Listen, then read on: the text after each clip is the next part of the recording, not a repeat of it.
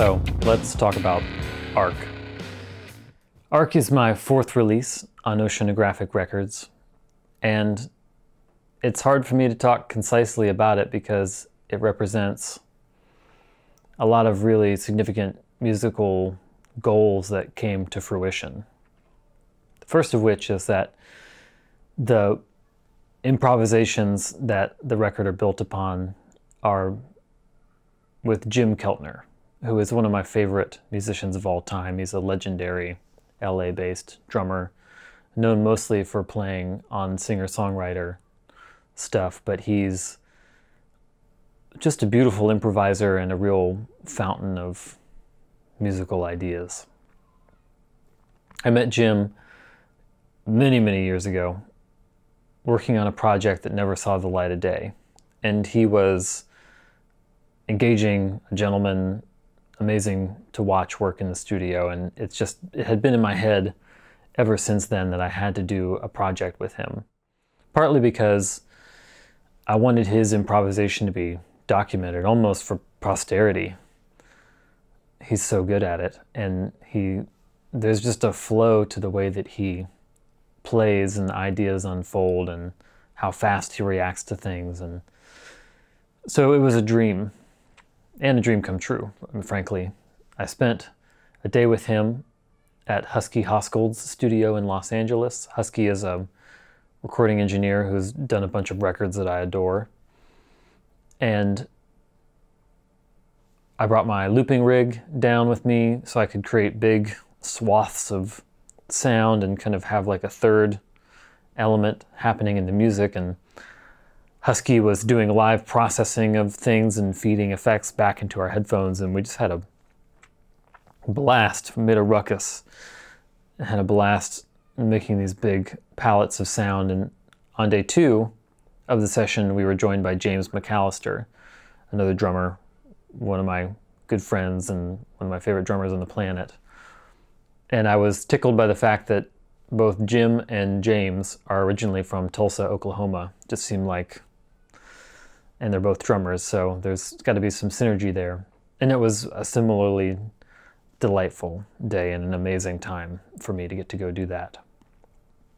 I brought those files back to my home studio and started doing what I do, combing through them, listening for the bits that sounded like music, where themes would emerge and ideas happened, and did a little bit of editing. And some of the tracks I really drastically chopped up and manipulated and used bits of what we improvised as the foundation for something that I then wrote new stuff on top of. And some of the tracks on the record are really close to just being what we improvised.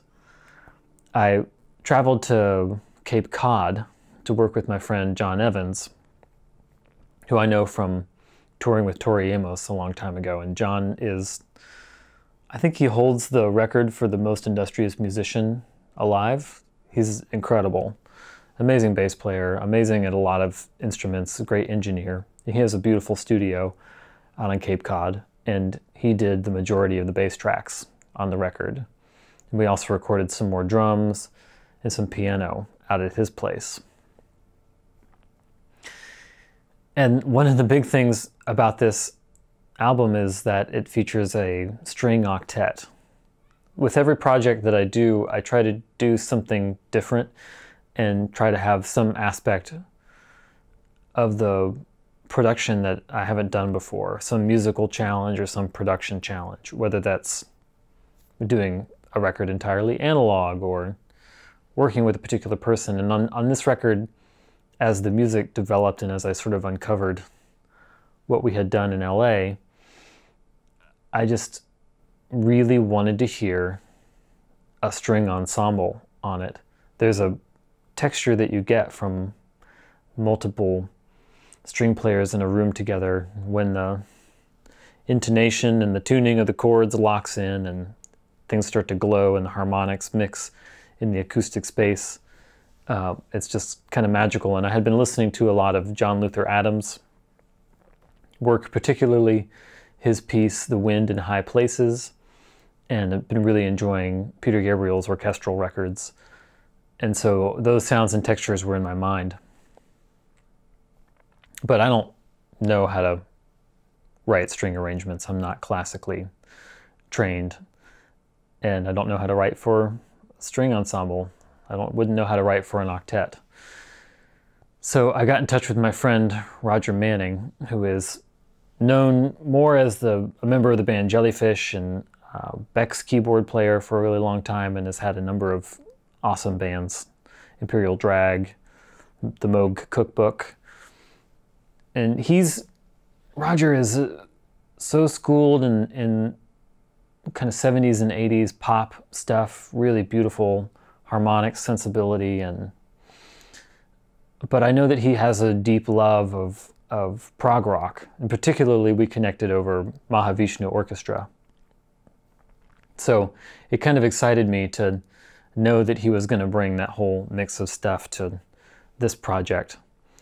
And I was asking him for a lot of extended technique stuff from the strings, really kind of ambient sounds, and some of the stuff is very textural, and I would use words like melty and stuff like that to try to describe what I was going for, and he was really game for that.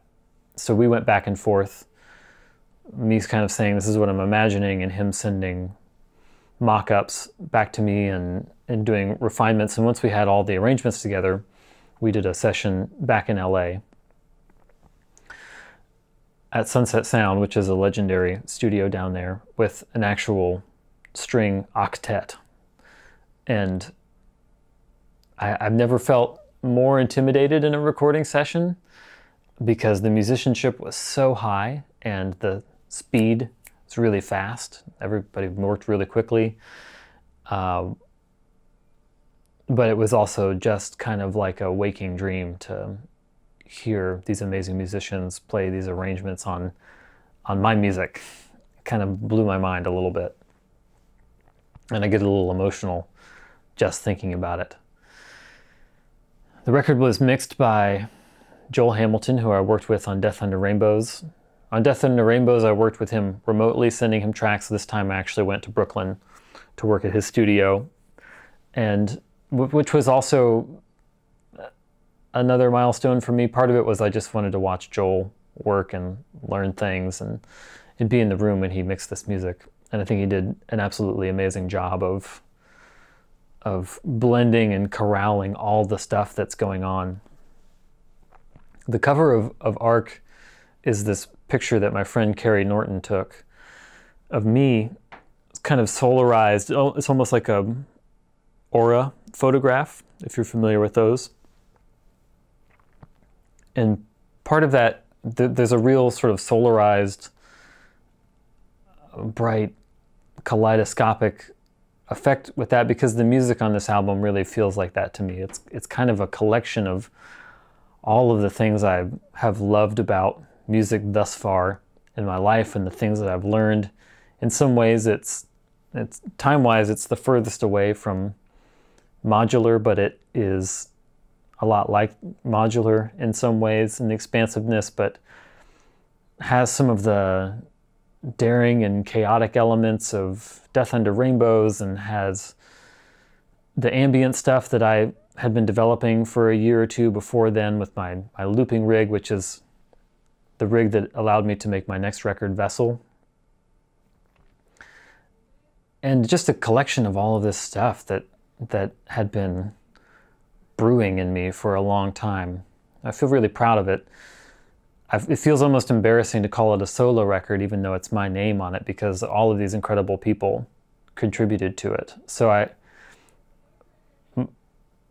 my humility prevents me from claiming too much credit, but the album is really also all of these elements being run through my personal filter.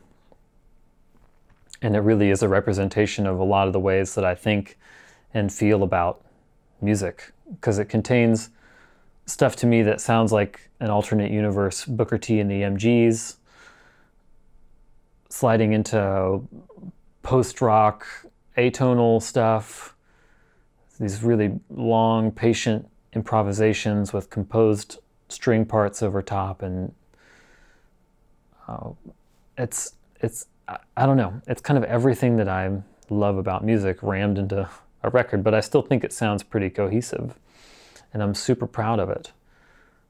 I wish there was a way for me to perform it live that didn't require manifesting some really hard to book musicians and a string octet, and it holds a really special place in my heart, and I'm super proud of it. And a couple of years now since it came out, reflecting on it, it's almost like a dream that didn't really happen, or like when in a movie a character wakes up from a dream and they're like, wow, that was crazy, but then some item from the dream world has followed them into real life, and it's like, did it really happen? So that's kind of what Arc is like for me. You can find it on my Bandcamp page. You can stream it everywhere where music is streamable. You can download it from places where you can buy music online. It's a lovely album, and it features some incredible performances, some incredible string arrangements, and I think my contributions to it are pretty good too. So thank you for listening and for going on this little journey with me down memory lane.